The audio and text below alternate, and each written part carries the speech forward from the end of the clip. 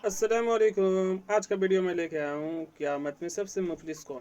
तो आप मुफ्ती सलमान अजली से सुनिए और इस वीडियो को सवाब की नीयत से शेयर करें ताकि और लोगों को पता। हुजूर पाक सल्लल्लाहु ताला अलैहि वसल्लम ने सहाबा से पूछा, सबसे गरीब आदमी कौन है, तुम जानते हो? सहाबा ने कहा, अल्लाह के नबी ज्यादा जानते हैं। आका फरमाते, क़यामत के दिन एक बंदा ऐसा होगा जिसकी नमाजें भी बहुत थी, सदकात और खैरात भी बहुत थे, हज भी किया था, ज़कात भी दिया था, उम्रे भी थे, नफिल इबादतें भी थी, उसकी बहुत नेकियां लेकर के आया था।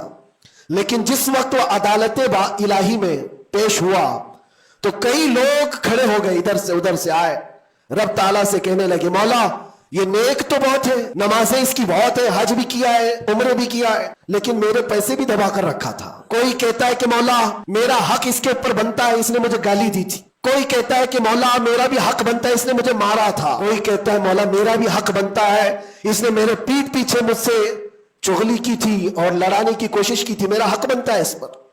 तो ये सारे हक तलब करने वाले बंदे खड़े हो जाएंगे। अल्लाह ताला फरमाता है, तुम लोगों को इससे क्या चाहिए? सारे बंदे कहते हैं, मौला हम तो गुनहगार हैं, नेकियों की कमी है, इसके पास नेकियां ज्यादा, इसकी नेकियां हमें दिला दे। अब अदालत इलाही का ये फैसला सुनो, अल्लाह फरिश्तों को हुक्म देता है, इसके पास जितनी नेकियां हैं वो इन सब में तकसीम करो। जब फरिश्ते इसकी नेकियां निकाल निकाल कर तकसीम कर रहे थे, नेकियां इसकी पूरी खत्म हो गई, हकदारों का भी हक पूरा हुआ नहीं। वो कहने लगे, मौला हमारा भी हक है इसके ऊपर। अल्लाह ताला फरमाता है, अब उसके पास तो नेकियां पूरी खत्म हो गई, तुम चाहते क्या? वो गुनहगार थे, वो कहते, मौला हम ये चाहते हैं कि हमारे गुनाह उठा करके उस पर डाल दे, हमारा बोझ तो कम हो जाए। हुक्म होगा रब ताला का कि इसके ऊपर उनका हक बनता है, लिहाजा उनके गुनाह उठा उठा करके इसके ऊपर डालो। हदीस पाक में मेरे आका फरमाते, लेके तो चला था बहुत सारी नेकियां, लेकिन वहां सब बट गई, उल्टा दूसरों के गुनाह अपने सर पर ले लिया और सीधे उसको फरिश्ते जहन्नम में लेकर जाते हैं। ये क़यामत के दिन का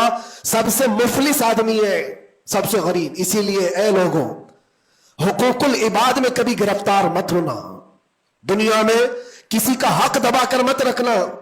किसी को अगर तुमने अपनी जुबान से ईजा दिया है, तकलीफ दी है, या हाथ से दिया है, या किसी भी तरह से दिया है, तो क़यामत के दिन उसका हक लिया जाएगा।